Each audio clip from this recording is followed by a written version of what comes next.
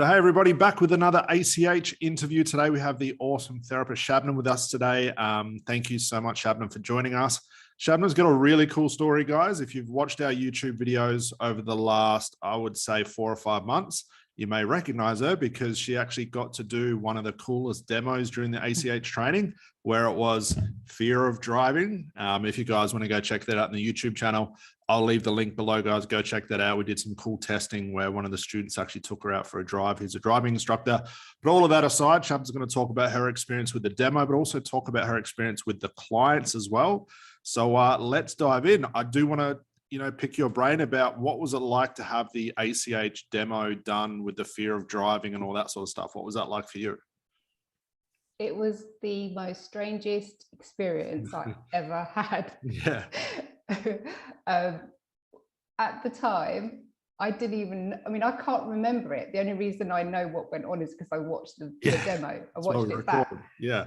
And it was so weird because that didn't seem like me speaking, because you would say something and I was telling you, like, first it was all me telling, oh, I've become scared of driving, this is happening and I can't do this.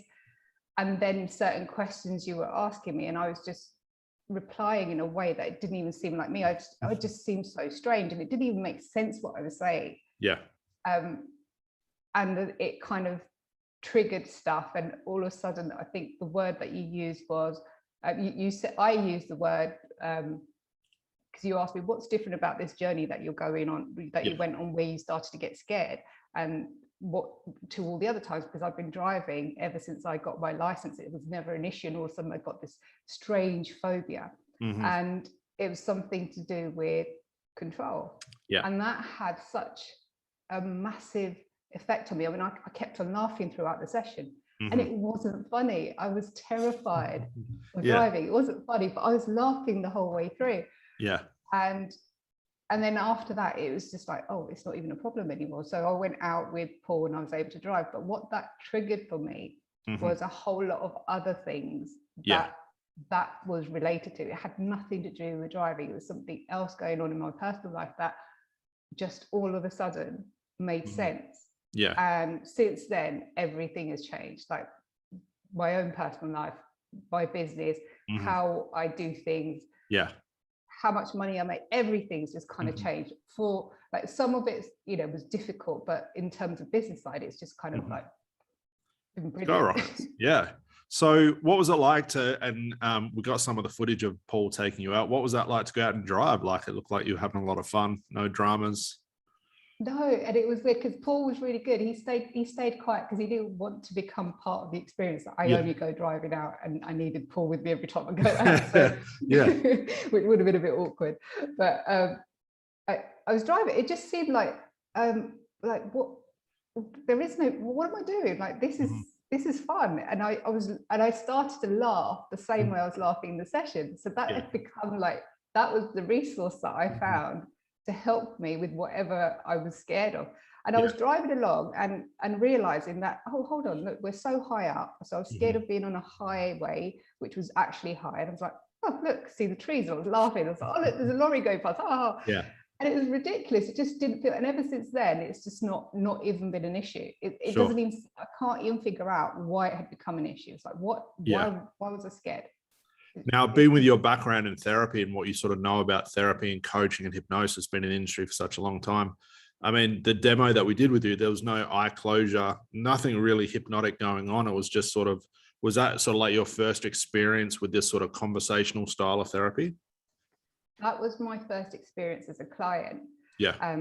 So I thought, I'd probably close my eyes and, go quiet for a while, but it was quite the opposite. I mean, I went into sort of not being able to speak properly. I got really there's a lot of confusion. Yeah. And I'm one of those people, I can yap on forever. And you asked me a question, I was like, but no, I didn't really know what I was saying. And then the laughter just started and it wouldn't stop. So it was so weird. It was so, I mean, I've never experienced, I'd had hypnosis before. Yeah. For the same issue. And it had helped me slightly. Yeah. In the sense that I was fine. And that's what made me train in hypnosis, because I was like, wow, this is some sort of magic I need to learn. But it came back again, like that whole problem with the driving. I was able to drive for a while, and then it came back again because that was just a symptom of what the underlying problem was. Yeah. And I think it's really traditional hypnosis wasn't, it didn't do enough. It helped me. It kind of put like a plaster on it. It was like taking a paracetamol when you've got a headache. Yeah. But instead of fixing the real thing. Yeah. Exactly. I think it's really important. That's why we always say, like, who wants to do a demo, to jump up and actually do the demo straight away, so you can sort of experience what it's like. I mean, that has connotations. And now that you've experienced ACH and you've been through all the trainings and you're nailing it with your business and clients, how easy was it for you to transition from doing the demo and learning ACH to now working with clients in this way? Well, I went straight into it. I had watched your the course originally, and I had started to try using conversational hypnosis in my sessions, especially with people who thought hypnosis was just too weird. The really logical minded people. And I kind of felt like, this is kind of working, but I was still falling back on the other techniques that I'd learned. But once I did the training with you, and I didn't even do that many practice sessions. I did a few practice sessions with other therapists, and I still had clients at the time. So I just started working with them and doing, and it was just amazing. I mean, it really changed my whole business, because before I was doing 3-month packages, and then they kind of went down to 8-week packages when I started to use conversational hypnosis, not complete all ACH, but a little bit of conversation. So I started going down to about 8 weeks. Once I trained in ACH and then started using that with the clients I had, and we had these long packages still, like 8 weeks seems really long now. Now it is. And we would do ACH, and they're like, okay. I had some clients just not wanting to have any more sessions. I was like, okay. And initially it was like, oh yeah, but they paid for like 8 weeks, and we've only done 2, and it's all done. But the point is that they didn't need any more, and I was like, no, I'm fine. I've got what I needed. And I was like, okay, cool. Yeah. So that it was just like straight into it. And after that, I haven't used any other technique at all. I've not gone in, I haven't thought, because it always felt really rigid, and it was so exhausting. For you or the clients? For both. That I think what I love about ACH is that, one, it puts the client in control. Yes. In the sense that you're not, although you're guiding them, so you're guiding them to find the answers, you're not telling them what to do. Yes.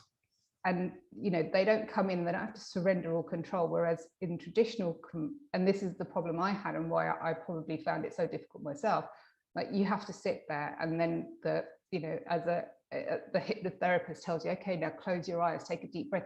I want you to imagine 10 steps. Yeah, start telling you what to do. Yeah. Yeah, so you're telling them what to do. And the majority of the clients that I worked with were not into, the fluffy stuff, and they're very logical people. So it was, some of them, quite a struggle to do all this. And then I was, I trained in so many different modalities, seriously, Scott, because I was trying to find the thing that really worked for me and for the clients.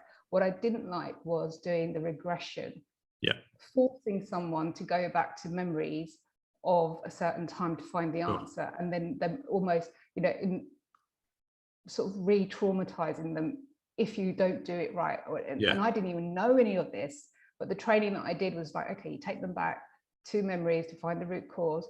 Yeah.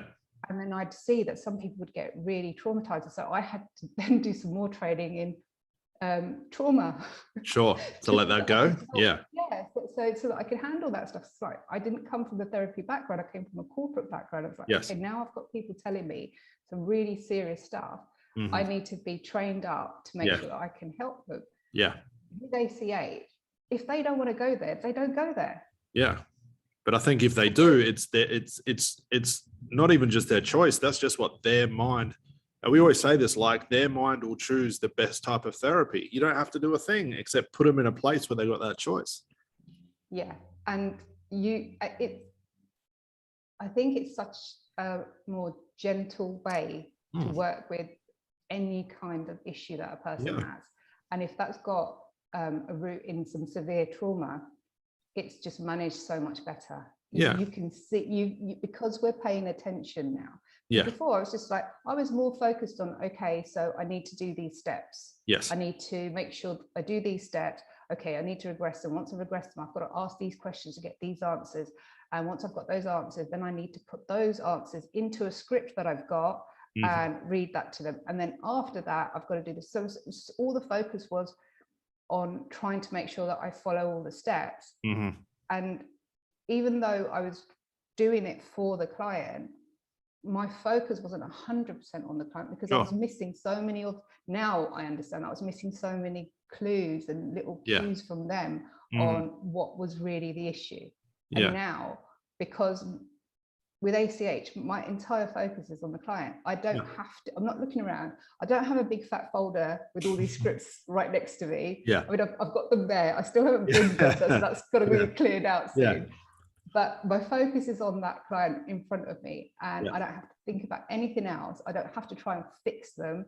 I'm just listening, and I'm letting them sort of find their own way, and, you know, only opening my mouth and saying something when I need to. Whereas in the other sessions, I was constantly talking. So if it went on for 2 hours, I was exhausted afterwards. And then I had to make a recording for them as well. And I had sore throats nearly every other, you know, month. I had a really bad sore throat because of all the talking I did. Now I have sessions, Scott, and sometimes I was just sitting there. I'm just sitting there and they're just doing what they need to do. It's like, okay, we're done. Okay. I mean, you can contrast that to the demo that you had, and guys, that's a demo. You guys don't come to ACH to have therapy, it's to learn the demo, but the therapy is sort of the byproduct of that. If you look at where your problem sort of morphed into, the resource you found, and where all these things are unraveling right now in your life for the better, you couldn't script that. There's no way in the world you could have prepared for what's happening in your life right now, or even prepared. I mean, if you watch the demo, a lot of it's just you laughing. That's the therapy, though. That's, I think, the power of it. There's not me having to talk a lot. You as the therapist, you don't have to talk a lot, but you're putting a client in a place where all of those aha moments and knots that we talk about are in a place where they can be received properly. It's just, and you know what, more than anything else, I look forward to every single session I have. And it feels like, it's like an adventure. I just never know where it's going to go, what's going to happen. And, you know, sometimes it might be really sort of heavy stuff, but it's just mind blowing, and I don't feel exhausted afterwards. You know, because one, the sessions don't last as long, and two, it's the client doing what they need to do to get to where they need to get to. And I'm literally just sitting there. I think it's so much more personal because you are paying attention to somebody, giving them your entire, you're like, they are the only person in the room at the time, and you're giving them all your attention, and you're just listening to them like nobody's ever listened to before. Paying attention to everything. And I think that's where the magic is. It's just, it seems so simple. It doesn't make sense. But there's no prep. You don't have to prepare for anything. So if your client literally said, hey, I want to go on a Zoom call in the next 30 seconds, it's okay, let's go. There's no prep, there's nothing to prepare for. Literally, that's one of the biggest things, and why I have so much more time now, is that I don't have to prepare beforehand. So sometimes I'd get, you know, I used to have this massive form that I'd get someone to fill out before, so that I knew exactly what I need. You know, it was all about their history and their parents and their so much stuff. So I'd have to read through all of that to prepare. Then I'd be, okay, so, all right, seems like it's this issue, it might be this. Then I'd have to go and find the script for it. And then I'd have like 10 other scripts just in case. So much preparation. Then after the session, it's like, okay, so now I need to record something. And I've got 2 dogs barking all the time. So it's like, okay, stop the recording, start again, stop. It was just too much. It's so simple now. I just turn up. And look, you know that, you know that a lot of that pre-stuff that a lot of therapists do, 99% of that is all conscious fluff that has nothing to do with the real thing anyway. I don't know why people focus so much at that point, but again, that's a massive time saver not to have to deal with that stuff. so much, because I mean, I don't need to know anything about them. Yeah. I don't need to know anything about the client when they turn up. So now that's just made it so much easier. Yeah. That it's one less barrier for them as well to get to work with me. So they don't, so a lot of people get put off by all of that stuff to do. And a lot of the people that I work with, I mean, I work with 6 and 7 figure entrepreneurs who are really busy. Yeah. And they don't have the time, one, to fill out forms. And the other thing I used to make people do was get them to journal. That was like homework. Yeah.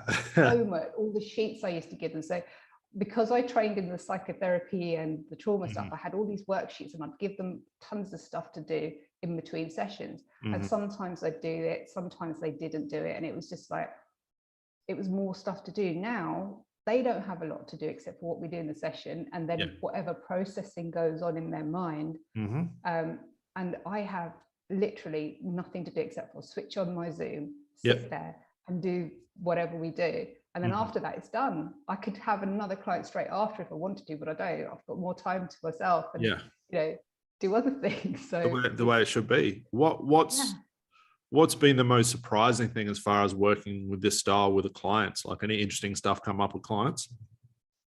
Yes. Okay. Yeah.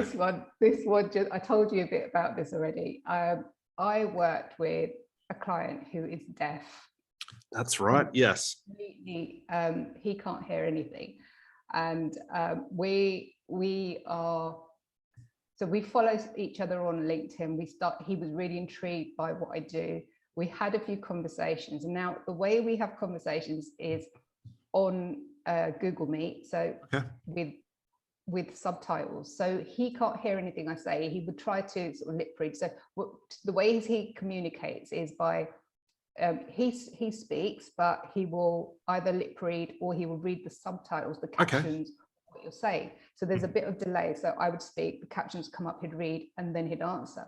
So we'd been having conversations for like the past year or so, and all my client results have been so amazing. I get video testimonials, all that. So I was always posting on LinkedIn, and that's been my main sort of platform that I post on.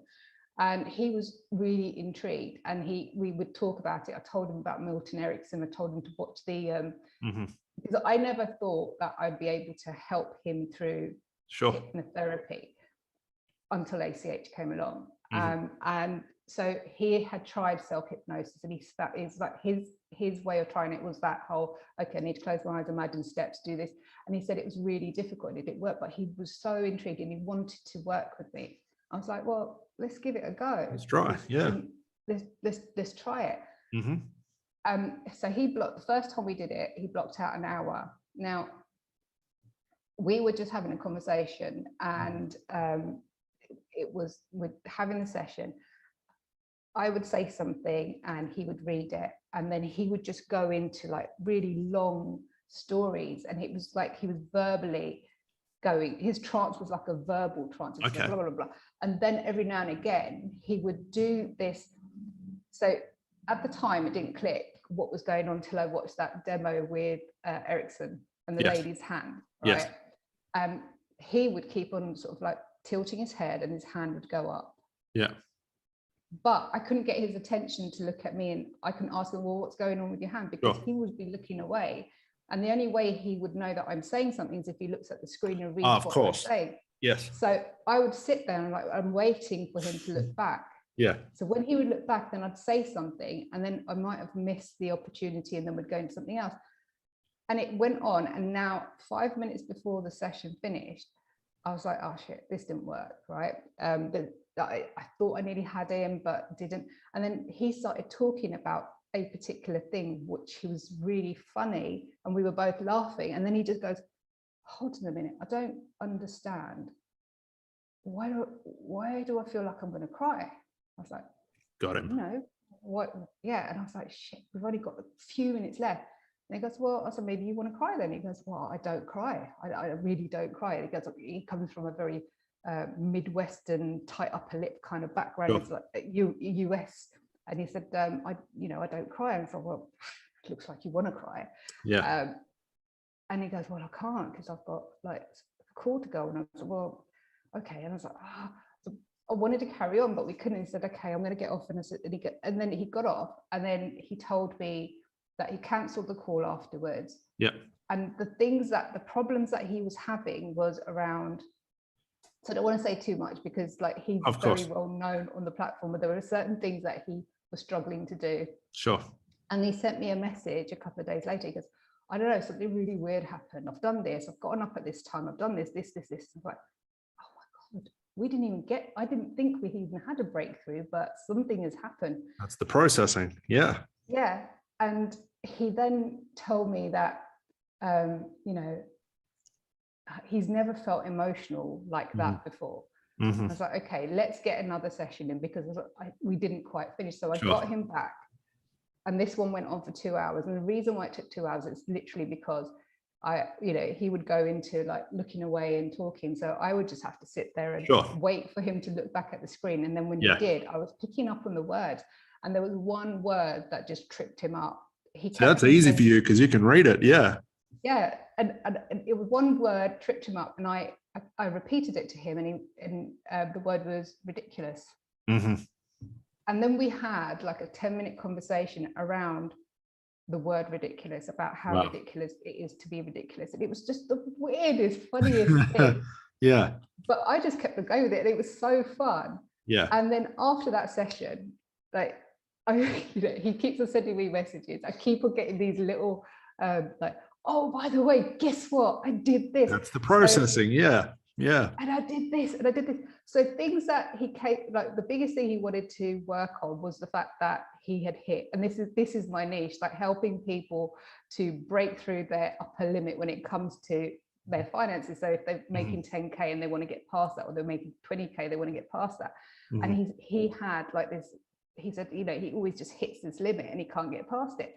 So he sent me a message yesterday. He's launched something which he launched before, and already before the launch is even finished, he's doubled what he made in the first launch, and it's not even finished. And he goes, I've already blown my target. This is brilliant. Wow. I was like, how did this happen?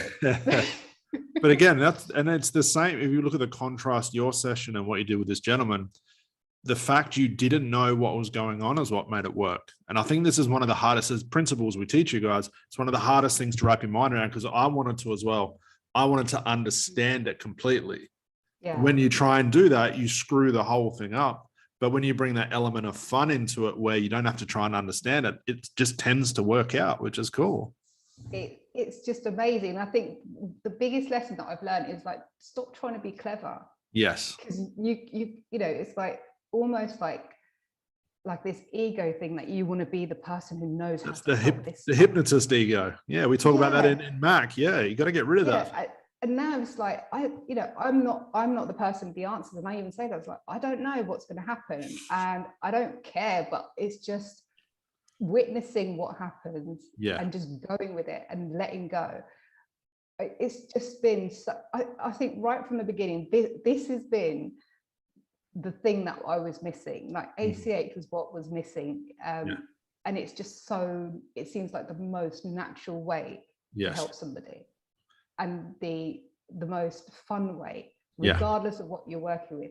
And I literally come out of sessions and I have no idea what happened. I have to quickly write notes so that I can use some of the stuff for content. Yes. Because some stuff comes up and it also triggers things in me. It's like, oh, sometimes I think when I've watched like videos of Milton Erickson, and there's all this talk about that he was in a trance most of the time, and his clients go to, I literally feel like I'm in a trance most of the time when I'm in these sessions, because I can't remember half the stuff, and I wish I could record it, but I mean, clearly you can't be recording client sessions, so I don't. But it's mind-blowing. It's like I've got a nickname on LinkedIn now, and it's become my headline. So forget about me having to write what my niche is anymore on my. So it's not like I help blah, blah blah blah. It's Queen of Voodoo. That sums it up. I love that. And it wasn't me who said that. It's like whenever I would put a testimonial and some like clients would write something, and it was always like, oh gosh, this is some kind of magic. This is some kind of voodoo. And that's the only way I can explain this. It's like, I can't explain what happens. There's some sort of magic that's happening, even though I'm the most logical person. I'm the most logical person. I'm not saying that this is like magic, but it is, because it makes no sense. Yeah. What's been your biggest, sort of last question, what's been your biggest takeaway with ACH? What do you think's really helped you to understand? So many. The biggest thing is literally that the client, I just need to be there for them. Like, they're in the driver's seat. Yes. Pay attention to what's going on and stop thinking about me. Yeah. It's not about me trying to help them. It's just pay attention and just have fun in the sessions. It's just like, this is so much fun to do. I'm seriously obsessed. I talk about this all the time. People are probably bored or have signed up to ACH because I talk about it all the time. It's just like in everyday life, I'm like, I think I just ACH that person. Yeah. You can't turn it off. Like, you can't turn it off. You just can't turn it off. It's just amazing. That's awesome. Well, thank you for sharing that. That's awesome. And what I'm going to do, guys, two things. If you want to check out the demo we did with Shabnam, and I actually did the breakdown of the demo, why we did certain things in the demo, I'll leave that below. But also, if you're interested in contacting Shabnam, she is a complete wealth of knowledge when it comes to her niche. Obviously, working with her clients, you guys will be able to see all the testimonials for that. I'll leave your details, if that's okay with you. I'll leave your details below if people want to get in contact with you. But there we go, guys. Another ACH success story. We're going to see you on the next ACH training in like 3 weeks. And then Masters will be just after that for another round of demos. And let's see where it goes. So thank you for joining us. Thank you, Scott. It's been a pleasure. Awesome. Thank you, Shabnam. Bye for now. Bye.